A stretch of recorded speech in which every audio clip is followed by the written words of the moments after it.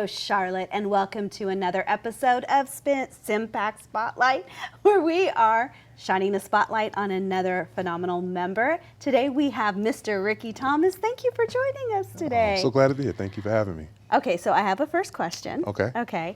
So the show is Griot Grits. Yes. I know what grits are. Okay. I love grits with cheese and butter. But what is griot? A griot. The griot is an West African term that meant the village story keeper. That was the person who kept the stories and actually told them to the villages and kept the stories going, whether that was through storytelling, visual, dancing, whatever the medium. It was the griot's job to tell the stories and pass the stories down. Wow. Okay. So then that leads me to the show itself. What is the show Griot Grits? How did that come to be? Collect stories of our people, of Black people's stories, mothers, fathers, grandchildren, grandmothers, and we tell their stories and place it store it in a place where it can be looked at generations to come. Like my great-great-grandchildren should be able to go and see their great-great-grandfather, my father, online now whenever they want to know, hey, how was my granddad? What did they eat? What did they like? And now their story is preserved on our website now. And through me doing those documentaries, I was getting about 2 hours worth of footage. And so I was like, well, I can repurpose this footage, and another way for us to give another platform, which is through here, Access 21. Thank you, Access 21, and put together another show, reformatted it, and created the Oral Chronicles. And so that's how that came about. So what led up to you wanting to do this project? Okay, this project came about like three different ways. Ty McDuffie, he's the founder of Griot Grits, and he had a vision many years ago to capture his family. He didn't know how to do it, but he knew he wanted to tell the story and capture the stories of his family. And he went about it through doing a podcast at first. And as he was building the podcast, he was trying to find more ways to try to creatively tell that.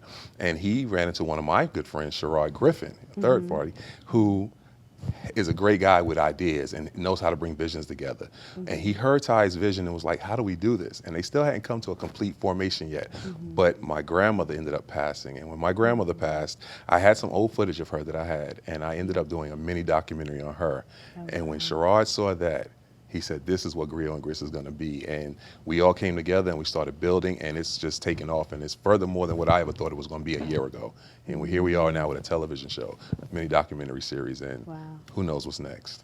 So this started how many years ago? Last year. Last year, August. Yeah, last year, August, I want to say. Yeah. So you guys are the Griot. Well, we're all the griots now, because this is a modern day griot. So whoever's helping tell a story, they become the griot. Wow. Yeah. Okay, so right now, how do you find the stories you want to tell? Well, really, the action is how do we find the interviewees. So we just put out, actually, we've been talking to family members, and then family members will tell us the next person. And everybody, once they hear what we're doing, they kind of want to be involved. They kind of want to be a part. So they kind of find us after a while. And so we get ready to do a big event at Bennett College. I don't know if you're familiar with that, down in Greensboro. So they're getting ready to celebrate their 100th centennial anniversary, all Black women's college for 100 years. And so we're getting ready to go be a part of that and do a Griot Grits extension to how we tell documentaries and how we preserve our history. And so that just came to us because of one person we interviewed. Her daughter works for that college. Now they're getting ready to give us hundreds of people that are getting ready to line up to be interviewed. Okay, so what is your background? My background? Well, I have a background in film and television. Well, I'll start from the beginning, because actually, I started here at Access 21. Okay. I'm an Access 21 baby. At around 14, standing behind that camera right there, my church started a television show, and they needed a camera. They needed a crew, like you guys have a crew here. They needed a crew.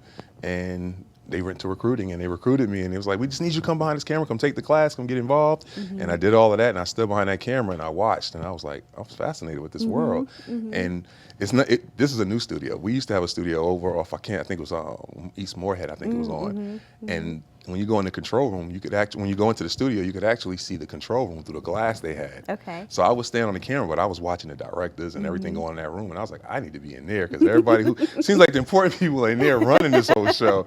And I ended up, back then they had a live TV show. They used to call it on Charlotte Live, I think it was. Okay. Felicia Rashad had been on the show. They had many wow. people out there, and so By 16, I was directing that show.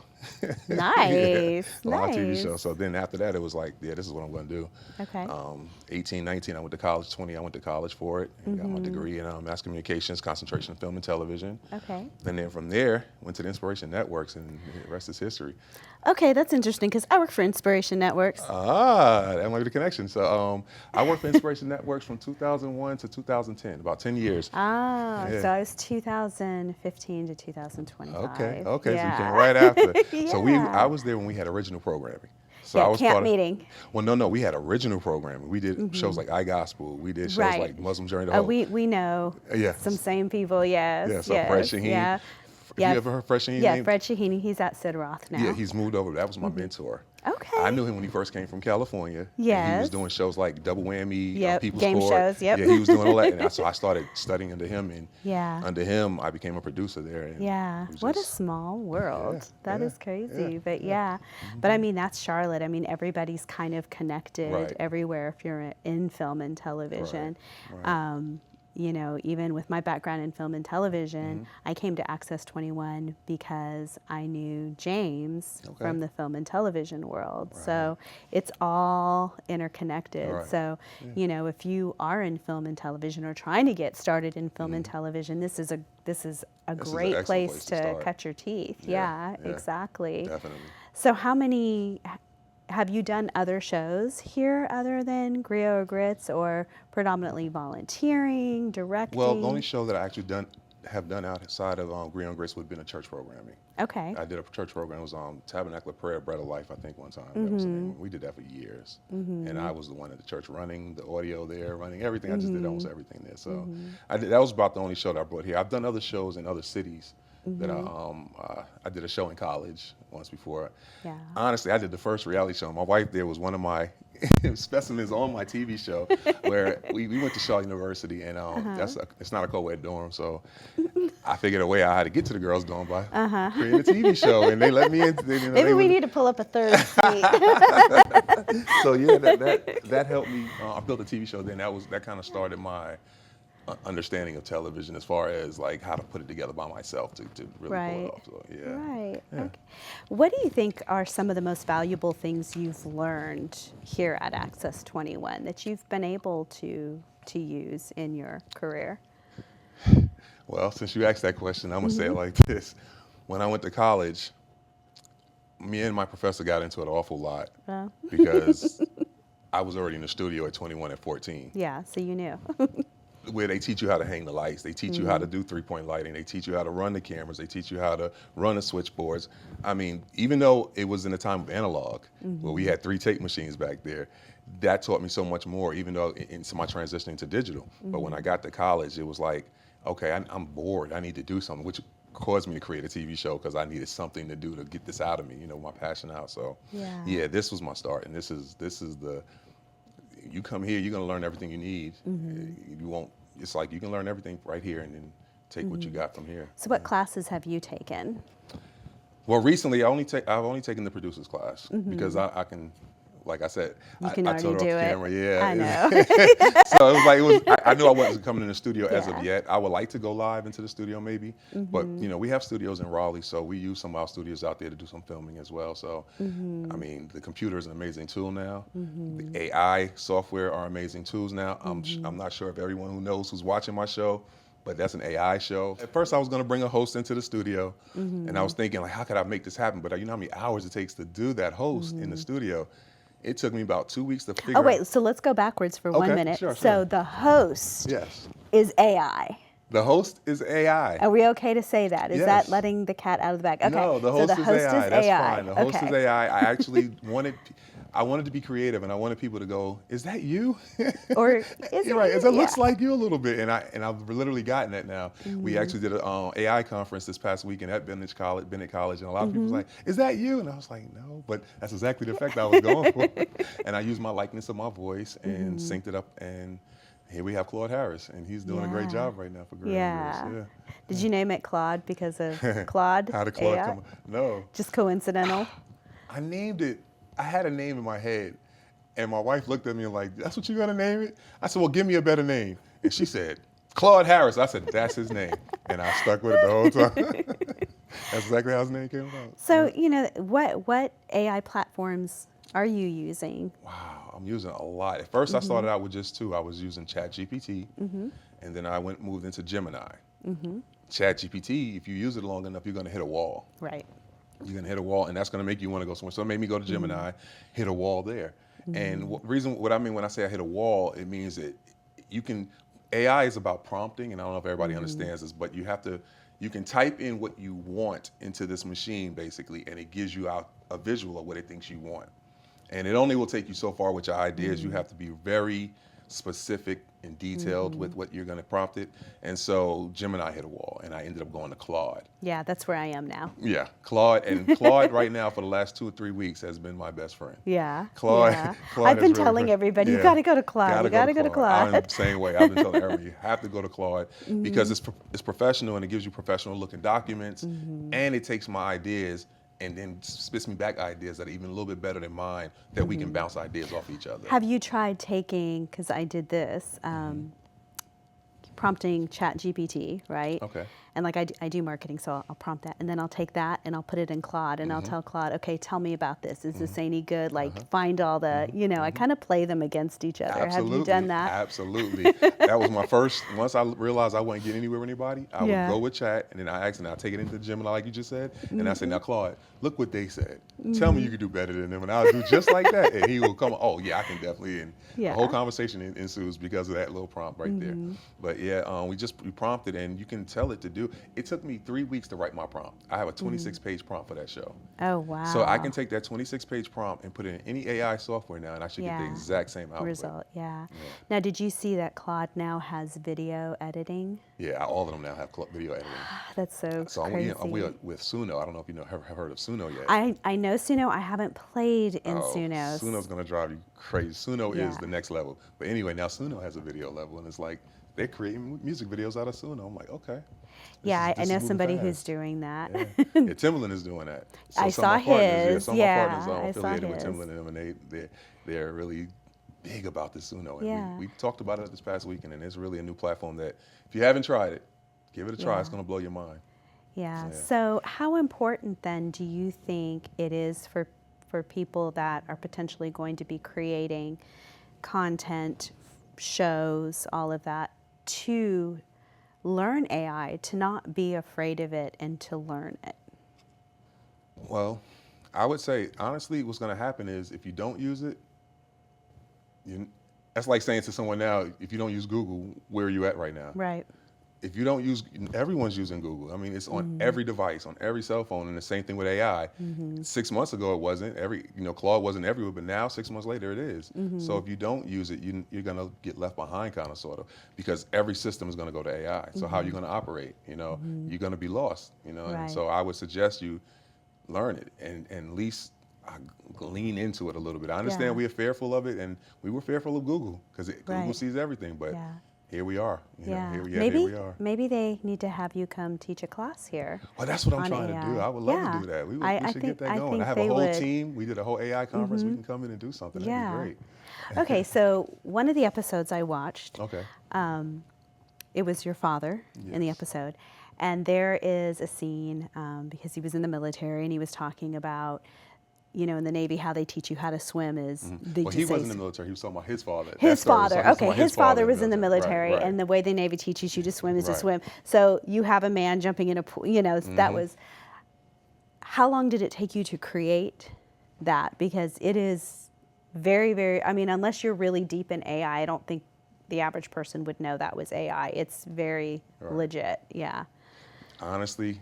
Those are 3-minute, 5-minute prompts. Only because I built the master prompt, which means now it automatically knows what to spit out. So how long does it take you to build a master prompt? How long do you? Like I said, I've built one master prompt solid. It took me 3 weeks. Yeah. At least a good solid 3 weeks of frustrating, hitting the walls, moving to the next program, and finally getting it right.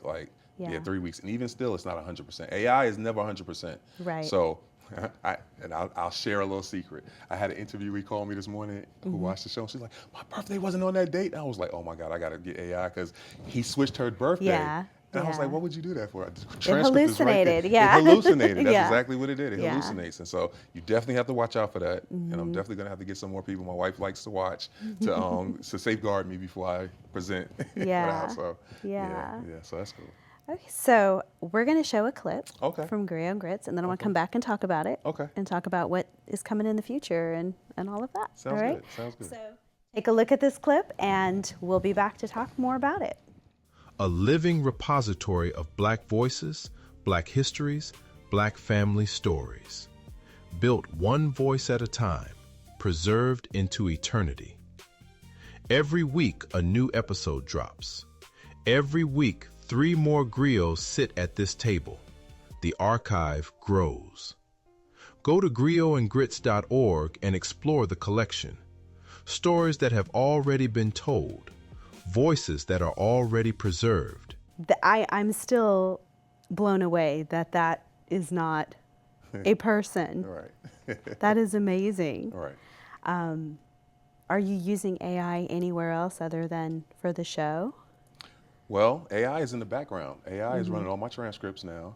AI is, I have a team to help us run the website part. AI is pretty much on automation running most of the, they're prompting it and writing codes. I have programmers. Like one of my partners is an exec out at Red Hat. And so he was the one that saw my grandmother's video and saw what AI could do with this. And so they are building. AI is pretty much, when the app comes out, we're gonna have an app, so we won't have to come in the studio and do your interview. We won't have to come to your church or your house. If you want to, you can pick up your phone and do your own interview right on the phone. Give it to us, AI will take it, and we'll give you your mini documentary right back out. That's the process. Wow. That's where we're going. That is phenomenal. Yeah, that's wow. where we're going right now. Oh my gosh. My mind is blown. My mind is blown. Yes. So how many episodes do you have right now? Of the show? Or, Of the so, show. Of the show. So of the Oral Yeah. Chronicles of Griot and Grits, Claude has written me 2 seasons already. I have 2 Wow. seasons Are they already all written. out, or They're already you're- written. They're written out. I still have to go in and build them. Gotcha. Yeah, so I'm building weekly right now because I have so much going on. We're crunching. I still work a full-time job. This is all for fun. This is on the side. So. So how many episodes are available for people to watch? Right now, the 4th one just aired tonight. I think it was. The 4th one just aired. 4th and so one, we're okay. on demand. We should have 4 episodes on there. But you can go to the website like you did and see out the full stories on these people that were interviewed. So the show is Okay. only giving you a clip into their Okay. life. Okay. To hopefully push you go see their real stories or the full stories at the Right. website. Like you saw my father's. So you might see a clip of my father talking. Yeah, I did. It was like 20-something Maybe minutes something like long. that on a TV show, but then that'll hopefully tell you to say, I want to hear more about his story. Let me go hear his story. And then once you get there, we're going to have a search engine that is going to spread like a web. So anything he talked about the Navy or New York or Brooklyn, you'll be able to take and pull and go to Brooklyn and see what happened in Brooklyn in his life and who he talked about there. The guys out there, right? My team out there, they're. I hope you're trademarking all. Oh of yeah, well this. I'm the producer. Patenting I got a it. team out. Sorry guys, I know I just hit the mic. I have a team out there that yeah, they're doing all Wow. this. So in all the interviews, what was one of the most, Yeah. Oh wow, I already know. the one that affected you the most, I want to say, because I don't feel like there's a word like powerful or just, Right. just something that really impacted you. Well, I'll say affected me and brought awareness to something that I did not know that was happening right here locally. Well, in the local area, Greensboro. So one of the young ladies we interviewed happened to be a part of a story that I never heard of. It's called the Greensboro Massacre of 1979, November 3rd. And to hear that story, to hear how the members of the Ku Klux Klan came, according to their story, came from China Grove to drive up all the way to Greensboro to go and have a hit list on purpose to go find people to kill them, and not to kill just anybody. They had a hit list to kill individuals that were helping lower impoverished communities. Yeah. And they actually succeeded in killing like doctors and lawyers that were there helping. And so to hear that story, at first Griot and Grits was a project. And Yeah. she was actually my first interview, but at first, building up to that interview session, all of the legwork to get to that interview, it was a project. When I finally sat down and we shot that interview, I realized what we had here. I realized what we were doing here. Yeah. And it wasn't just me doing a TV show or mini documentaries. We were really trying to preserve our history Right. and trying to keep something that is gonna get lost. Because Right. I would have never known that story. Right. And then we presented at a dinner. We had a heritage dinner back in March, and the room was full. And she asked, how many people know about this story? And if 5 people raised their hand, that blew me away. Like we're Yeah. here in Raleigh, North Carolina at the time, in Greensboro, we're right around, and nobody knows this story. So Wow. we now talk to hundreds of people with different stories. It's a story out in Oklahoma, the Wall Street. So we have contacts Yeah. with them. We're gonna try to go get their story. Yeah. So I also had heard that similar to what happened in Oklahoma, there's a story in Wilmington as well. Yeah.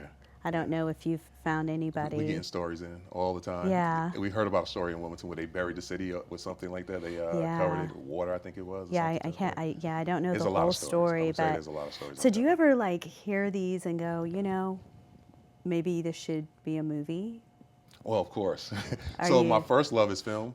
I actually have a film on Amazon Prime right now called Young Kings. Please go check it out. Okay. I have producer friends out in California that we brought a whole team here to Charlotte, shot it in Charlotte actually. Okay. Based on a true story. But anyway, every time I hear something, I'm always thinking film, television show, internet. I'm Yeah. always thinking those platforms. Like, how can Yeah. I make it that one first? How can I get to that one next? And Yeah. how can I go there? I like to be Yeah. in all the mediums. I Yeah. think.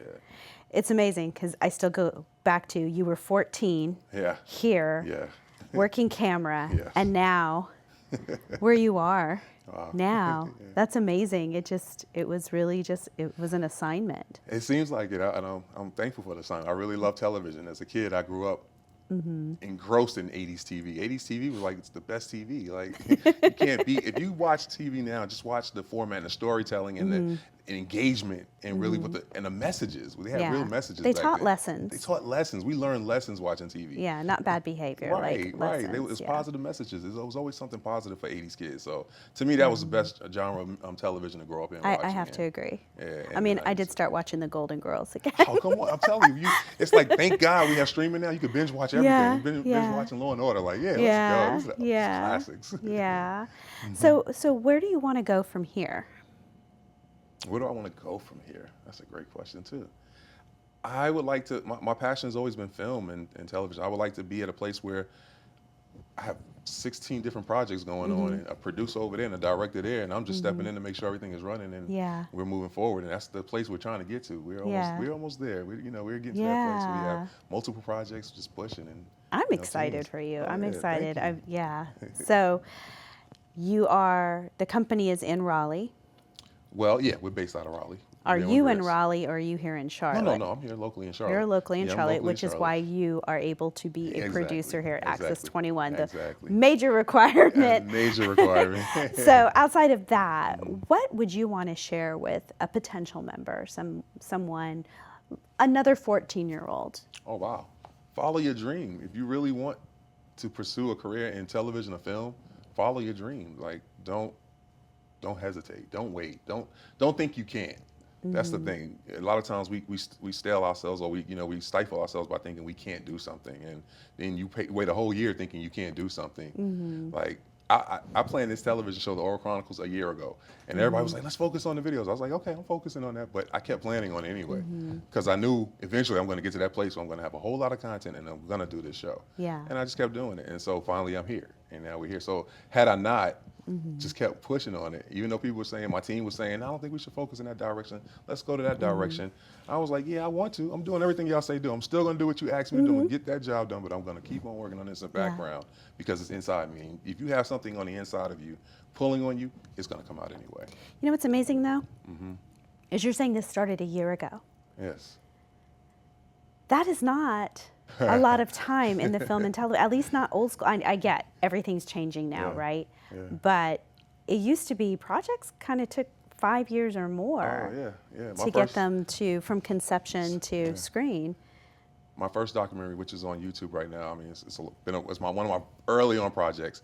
It took me like almost 14 months to just do that one documentary. And I have now about maybe 10 to 15 mini documentaries and a TV show. That's crazy, But yeah. technology has advanced, and it's Yeah. given us the ability. Like, we used to have to do so much to get B-roll. So B-roll now I can go in. And you're not farms. editing on Avid, right? No. Avid was fun though. I like Avid. I like the workflow, but I am editing on Premiere Pro. Yes. Yes, I love Premiere Pro. You've played in DaVinci at Yes. all? Well, I Okay. use DaVinci. Actually, I love DaVinci for sound. I like to do my mastering in DaVinci. And I bring it back to Premiere Pro to finalize. Yeah. Okay. Yeah. Okay. Nice. A few tricks. So have you sent Griot Grits to any film festivals? No, not yet. We are just like we said. We're just getting bigger as we grow. We have we're trying to partnership with the Smithsonian, so we have deals with them. We're working out. Okay. Japan loves us. They already wrote an article in Japan on us. I don't know if you Oh, saw any of that wow. on our No, website. So not if you go yet, on the yeah. website, you can see all the places: Germany, Japan, Oklahoma. We've been around, so they're picking up traction. So we're not trying to like hit the festivals yet. We Right. want to just sit back and try to build the project, because Right. to me the festivals it becomes we did the project, we did the documentary. Right now, if we get in capture, I'm doing the history. Let me get the history, then we can worry about the rest that comes behind it. I think that's our focus. Get the So history. how long until you, like, do you have a schedule how often you are releasing episodes? Well, yeah, the network puts you on a night schedule. They're gonna give you 2 days until if you come onto the networks and you put a show on, they're gonna tell you your air date, and then they're gonna tell you nicely which 2 days you need to have your show in by weekly. Or if you don't do weekly, if you do bi-weekly, but I do a weekly. So yeah, every week I'm gonna be trying Putting to a put new out. one. Yeah. Okay. All right. Hopefully, I would love to get ahead of the game and have 10 in the can. That would Yeah. be ideal. So I do have students that are helping me edit, but they're helping Okay. me on my documentary side right now, and I'm trying to get them Gotcha. rolling on the Gotcha. television side. So once that Okay. happens, I can have some room to breathe. So yeah. Well, I have so much Yeah. enjoy talking to you Okay, and good. finding out how Likewise. much we have in common. Right. That is great. Like, but yeah, it just goes to show you. I mean, it doesn't matter how old you are. It doesn't matter when you want to start. There is a place for you here at Access 21. Definitely. Can you tell everyone one more time where they can find episodes of the show, more about Red Hat and you and all Okay. of that? You can definitely find us at griotgrits.org. That's one of the places. Also, right here on Access 21, we'll be streaming on video on demand the Griot and Grits, the Oral Chronicles of Griot and Grits, and you go to the website. I'm trying to think, YouTube, Facebook. We're all over pretty much. Yeah. And I look forward to just seeing more. Please I'm follow like, us. I'm excited for you. So. Thank you. And thank you once again for joining us on this episode of CMPAC Spotlight. Join us again next week where we shine a light on another amazing member. Have a great week.